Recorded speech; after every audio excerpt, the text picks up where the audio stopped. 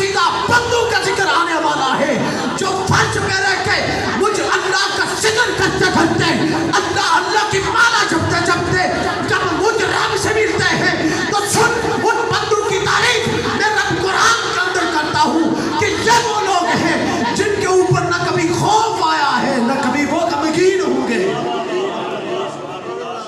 دنیا کے ہر بندے کو غم لاحق ہو سکتا ہے، حزن اور بندہ غمگین ہو سکتا ہے۔ فرمایا میرے بندے وہ بندے ہیں نہ کبھی کائنات کے اوپر رہتے ہوئے انہیں غم آیا ہے اور نہ ہی میری ملاقات کے اوپر انہیں کوئی ملال ہوگا۔ حضرت والا یہ وہ بندے ہیں کہ جب ان بندوں میں سے ایک بندہ، اللہ کا وہ برگزیدہ بندہ کہ جس نے اس کلر گالا کی دھرتی پہ قدم رکھا اور کائنات ارضی کے اندر کلر گالا کی دھرتی کو یوں تو بڑی بڑی خوبصورت جگہ، بڑی خوبصورت مقامات وزٹنگ پوائنٹ ہوئے، لیکن مبارک ہو کلر گالا والوں کو، اس کلر گالا کو دنیا کے اندر لوگ بابا میاں اللہ تتا کے نام سے جانتے ہیں کہ انہوں نے اپنے قدوم سے، اپنے قدموں سے اس دھرتی کو شک بخشا، اور آج کائنات کے اندر لوگ اللہ والے کے مزار کے ساتھ اس دھرتی کو پہچانتے ہیں۔ یہ اللہ والے جب زندگی گزارتے ہیں، حضرت والا آپ نے قرآن بھی سنا اس رمضان کے اندر، علامہ والا تبار نے قرآن سنایا، اور یہ گواہی کلر گالا کے وہ لوگ جو حافظ قرآن دے رہے ہیں کہ جس طرح اس بندہ درویش نے قرآن سنایا، ہمیں لطف آیا قرآن سنتے ہوئے، ہم اندر نہیں تھے، ہم گھر میں باہر بیٹھ کے جس طرح اس بندہ درویش نے قرآن سنایا ہمیں لطف آیا۔ آؤ اللہ والوں کے درویشی کا ایک واقعہ میں سماعتوں کی نظر کر کے اجازت چاہوں گا، چونکہ وقت بڑا نازک موڑ پہ آ کھڑا ہوا ہے۔ آئیے ایک واقعہ کہ ایک دور عمر فاروق رضی اللہ تعالی عنہ گزر رہا ہے۔ اگر سماعتوں کی توجہ میری جانب ہے، آوازوں کو کنٹرول کرتے ہوئے ایک مرتبہ کہتے ہیں سبحان اللہ، پیار سے کہتے ہیں سبحان اللہ۔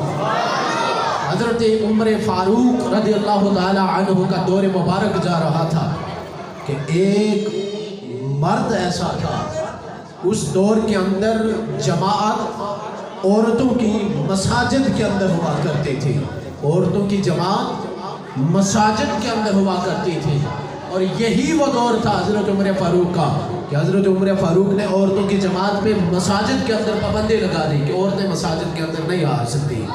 یہ اوائل دور کا واقعہ تھا، حضرت عمر فاروق کے دور کا ابھی آغاز ہوا تھا، عورتیں مسجد میں آ کر نماز پڑھا کرتی تھی کہ ایک مرد، ایک بندہ ایسا تھا کہ وہ ایک عورت کے راستے میں آ کر ہر روز کھڑا ہو جاتا، ہر روز آ کے عورت کے راستے میں کھڑا ہو جاتا۔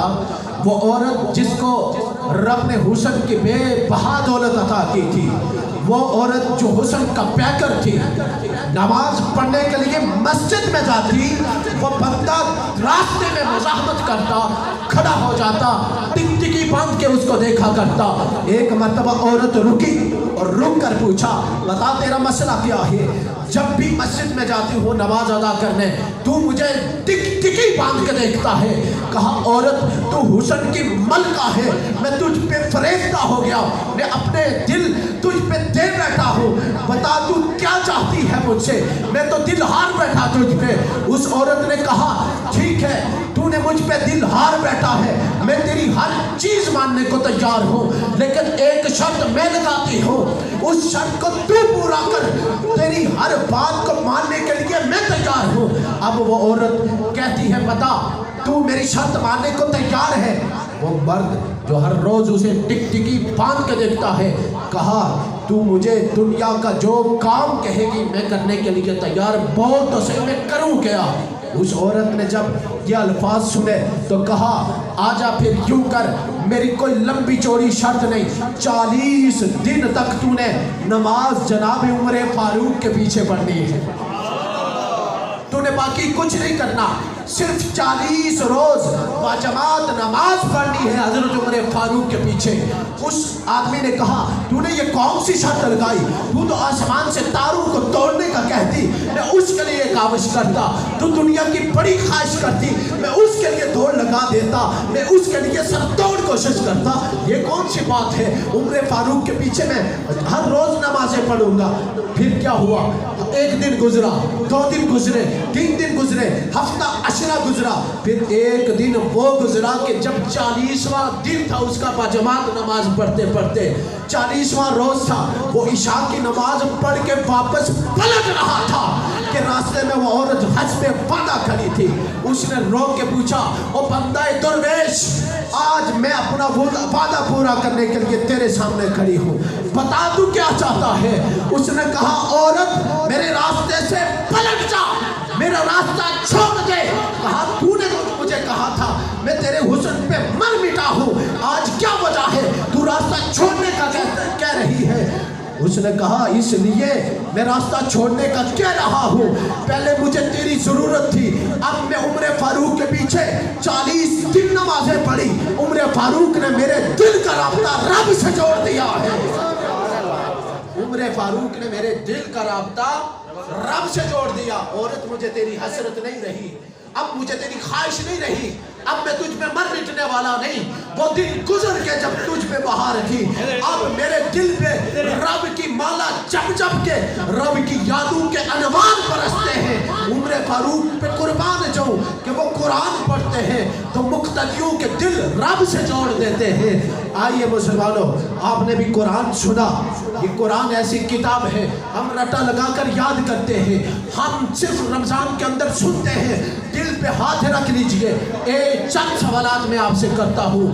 جس قرآن کو آپ نے اس رمضان کے اندر تلاوت کیا، اس رمضان کے اندر تلاوت کیے گئے قرآن سے کتنا حصہ آپ کو بامانی یاد ہے، کتنا ترجمے کے ساتھ یاد ہے؟ قرآن ہمیں کیا کہتا ہے، اس کا کس کس کو معانی اور مطالب کا کچھ حصہ پتا ہے؟ اگر نہیں پتا تو سنیں۔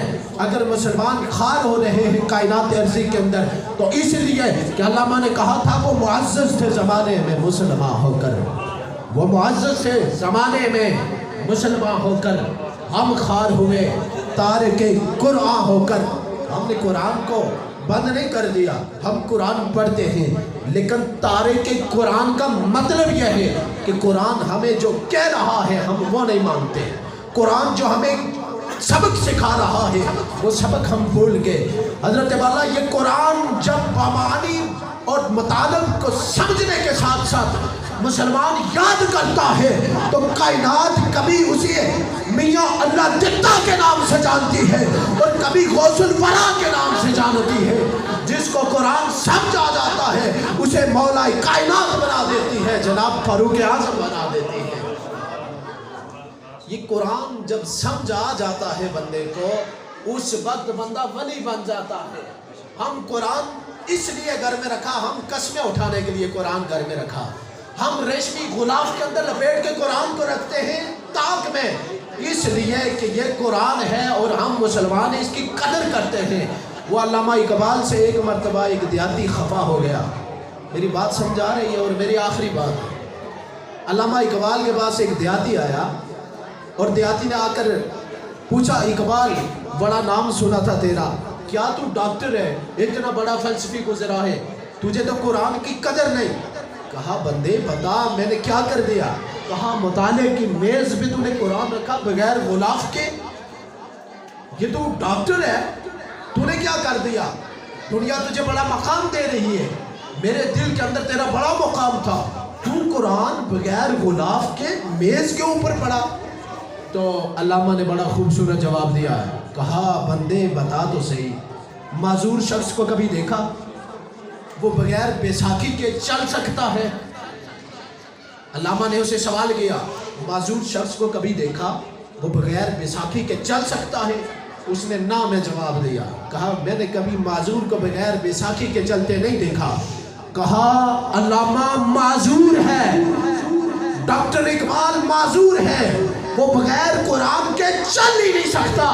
جب بھی جس بھی وقت مجھے مسئلہ پیش ہوتا ہے اقبال الحمدللہ کہتا ہے میں مسلمان ہوں، میں ہما وقت وضو میں ہوتا ہوں، مجھے جہاں مشکل پیش آتی ہے وہیں سے قرآن کھولتا ہوں، رب کا قرآن مجھے مسئلے کا حل بتا دیتا ہے۔ حضرت والا یہی قرآن ہے، جب اس کو ربط کے ساتھ، جب اس کو نظم کے ساتھ، جب اس کو تفہیم کے ساتھ، جب اس کو فہم کے ساتھ، جب اس کو ادراک کے ساتھ کوئی بھی بندہ پڑھتا ہے، یہ قرآن اس کو اللہ کا برگزیدہ بندہ بنا دیتا ہے۔ آج میاں اللہ دیتا صاحب ان کو چلے یہاں سے دنیا فانی کو چھوڑے کتنا عرصہ گزر گیا، ان کا نام بولتا ہے اس لیے کہ انہوں نے کائنات کے اوپر رب کے قرآن کا ڈنکا بجایا۔ آج دنیا ان کے نام کا ڈنکا بجا رہی ہے۔ اللہ تعالیٰ سے دعا ہے مالک حق بیان کرنے کی توفیق عطا فرمائے، سن سنا کر عمل کرنے کی توفیق عطا فرمائے۔ وما توفیقی الا باللہ۔